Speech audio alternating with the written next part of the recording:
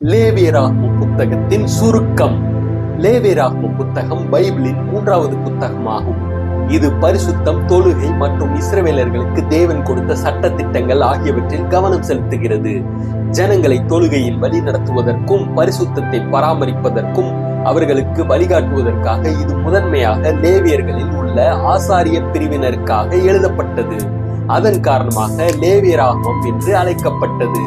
இந்த பெயர் லேவியர்களுடன் தொடர்புடையது என்று பொருள்படும் கிரேக்க வார்த்தையான லீவிட்டிகோன் என்பதிலிருந்து வந்தது. இந்த புத்தகத்தையும் தேவனுடைய மனிதனாகிய மோசேதான் எழுதினார். லேவியராகமம் புத்தகத்தை 12 பிரிவுகளாக பிரிக்கலாம். 1. பலிகள் மற்றும் பொது ஆராதனை முறைகளை பற்றின சட்டங்கள். 5 விதமான பலிகள் யாவை? சர்வாங்க தகன பலி, போஜன பலி, சமாதான பலி, பாவ நிவாரண பலி, குற்ற நிவாரண பலி என்பவைகள் ஆகும். 2. பரிசுத்தமாக இருப்பதற்கான சட்டங்கள். 3. ஆசரிப்பு கூடாரத்தின் சுத்திகரிப்பிற்கான சட்டங்களும் அதன் துணை சட்டங்களும். 4. ஒழுக்கம் மற்றும் உரிமையியல் அல்லது சிவில் சட்டங்கள்.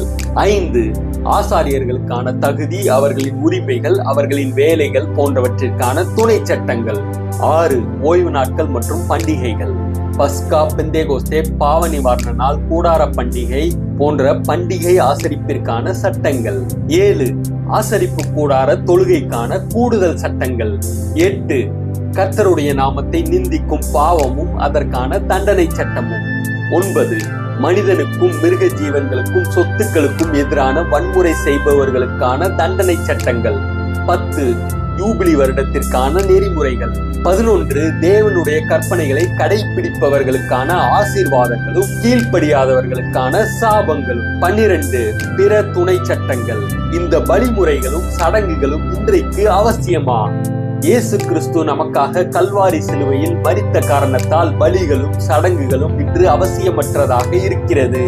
பின்னர் எதற்காக லேவியராகமம் புத்தகத்தை படிக்கிறோம்? இவைகள் வருங்காரியங்களுக்கு நிழலாயிருக்கிறது. அவைகளின் பொருள் கிறிஸ்துவை பற்றினது.